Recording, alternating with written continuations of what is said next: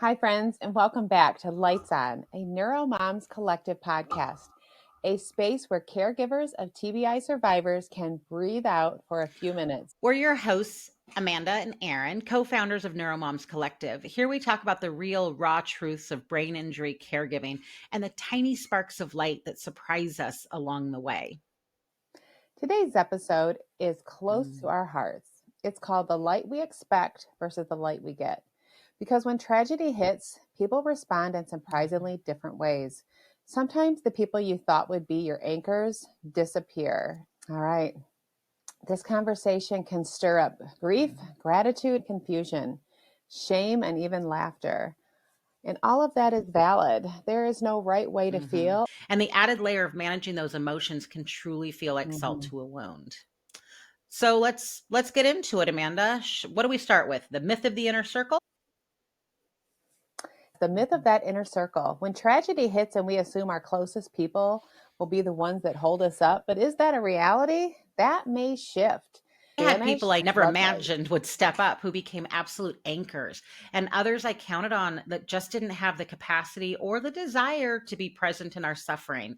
And it's complicated. Sometimes I know it's not about love, it could be about fear or overwhelm, avoidance, their own history with trauma. And the truth is that sometimes it is about love or how our understanding of someone else's care for us is different than their actual level of love.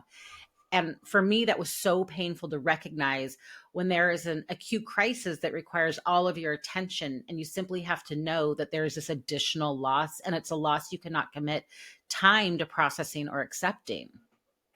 Erin, I just love what you said about when we Mhm. have these situations and it's a crisis, we are in survival mode. And when we are expecting other people to come into our space, And it's so hard because we expect people to behave the way that we behave, and we expect people to do what we would hope that we would do in a crisis. I think that's important. And I've tried to think about that. I like to think that I would show up in a crisis. Mhm. I like to believe that I would show up in a crisis for somebody else when it's another family or when it's outside of my immediate family. But I don't Mhm. know what I would do.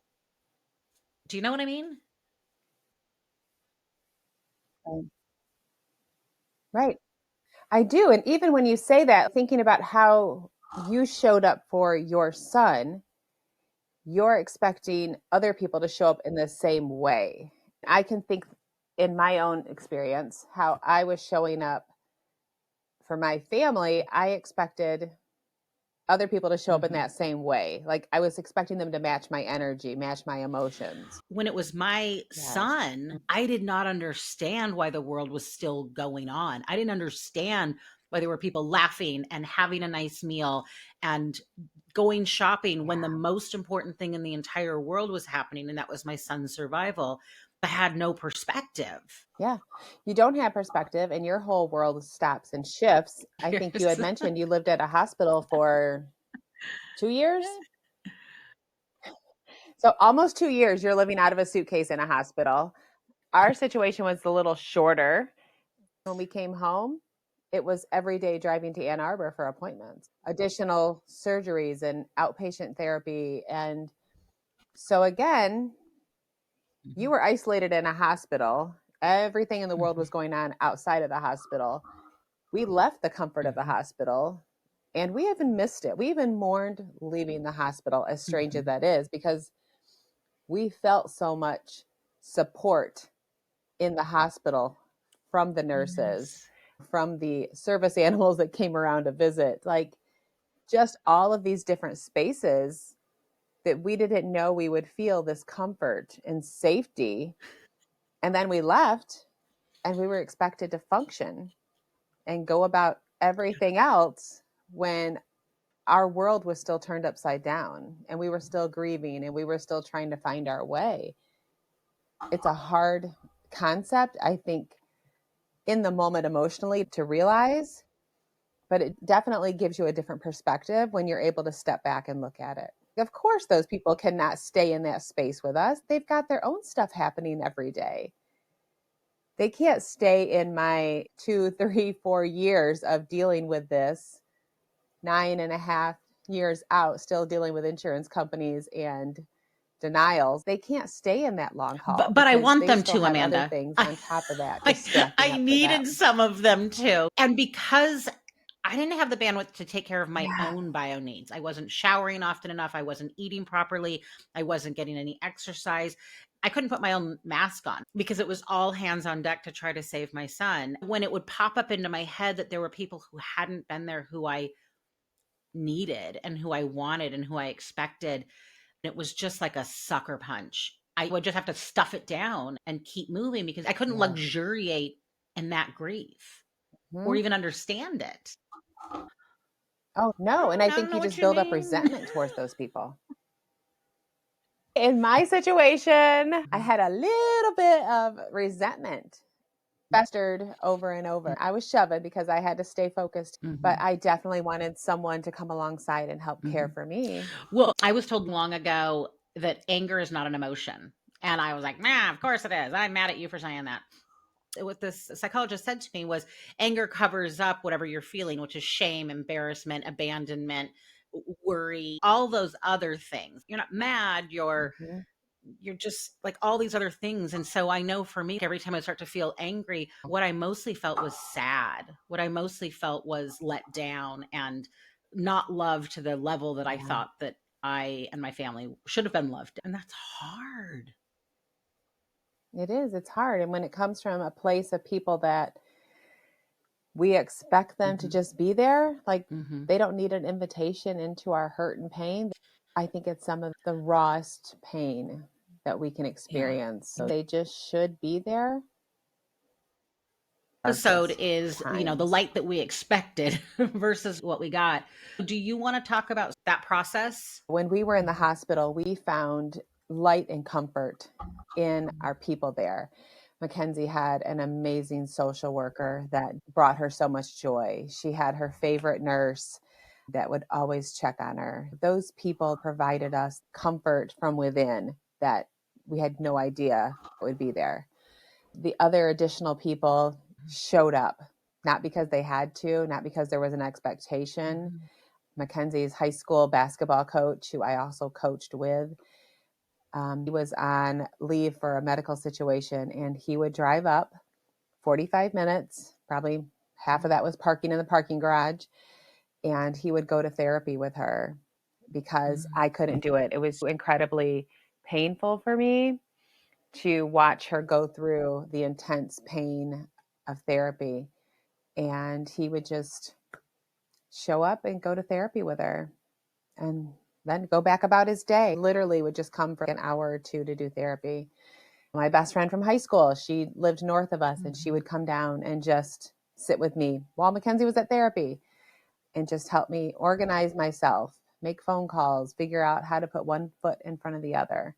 So it was a combination of those people that I already had connection with, and then those people that just came out of nowhere. It was a really beautiful mix. During that time, our oldest daughter was a social worker in Toledo, and she was running back and forth, helping out.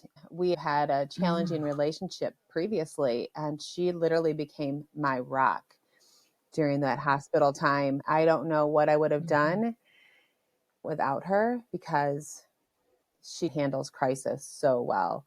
A lot of it through her training and how she's That is wired, but that is so she was my rock. I had a similar experience. I'd been out of relationship with my sister for 6 years. We have some fundamental differences in our belief structure, but we have the same on most everything. We hadn't been in a relationship and she inserted Hmm. herself in. She was like, "I am your sister. I shall be helpful." Now our Hmm. relationship is stronger than it's ever been and she's just brings so much light to us. But one thing that you had to do and one thing that I had to do was we had to let go of what had caused those separations or distances in those relationships. And I had Hmm. to say the words, "I'm sorry. I'm sorry for the parts I got wrong. I'm sorry for not being better at X and Y." All of that. I had to say I was sorry. She had to say she was sorry. I had to accept it. And then we had to move Hmm. on. We did not have the time to wallow in our stuff because we had to move forward with Dallas's stuff. Was that similar? Hmm. Mhm. Yeah, and it just creates a clear perspective on life. I mean, some of the stuff we I get know. so caught up on in life doesn't matter in the end.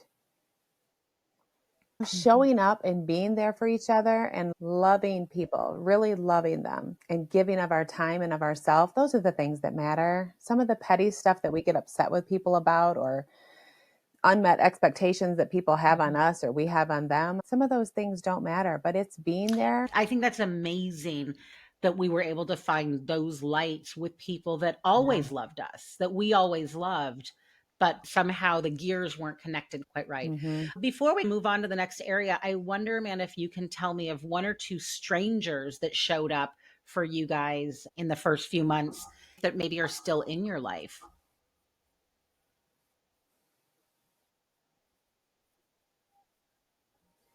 I think one of the biggest things in our community, everyone really rallied around. They rallied Mhm. around the children that weren't in the hospital. They rallied around us in the hospital. Sadie, our youngest, that was in the car but was not physically injured, Mhm. had people at school that were her lights. I think those people have meant a lot to her through the years.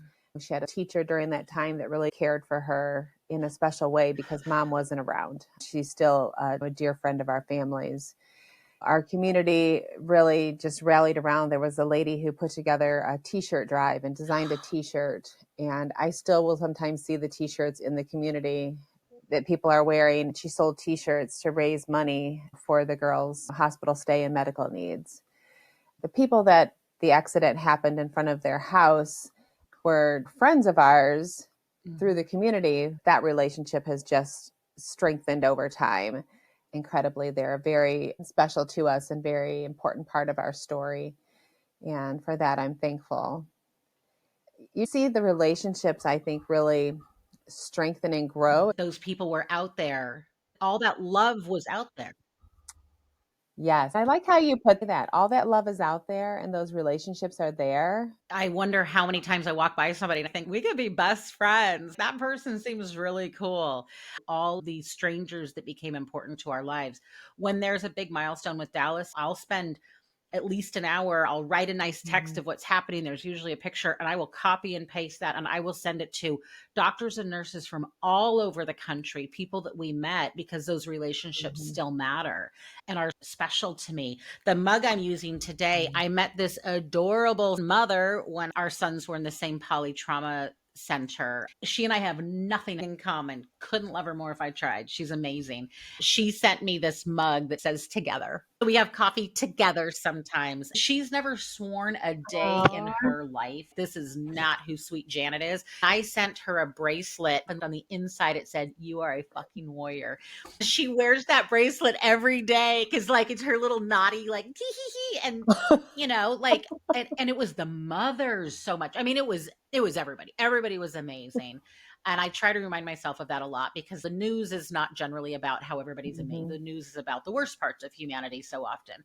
But everywhere we went, people were amazing. We used to say to our children when they were little, if you got separated from us, if you had an emergency out in the community, find a mother because the mothers will help. When I look at my experience over the last 3 years, so often it was other mothers that just understood what I needed. And some of them, even if they Yeah. were younger than me, they mothered me. They would hug and hold me.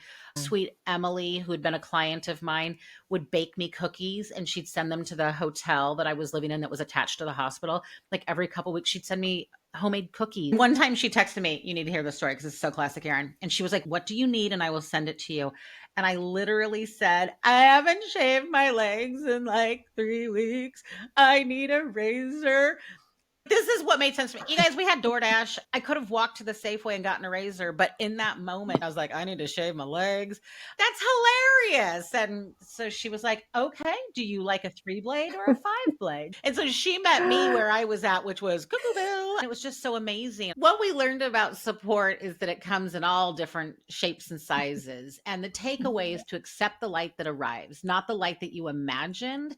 It doesn't mean that you can't grieve the people who didn't show up. You can, but don't miss the unexpected brightness because you're staring at the doorway where someone didn't walk in. There's another door. Go there. And remember, you showed Mhm. up. You showed up for the one that you loved. You were the light for someone else who was counting on you. You chose to love with your Mhm. whole chest, with your whole world, and that matters so deeply.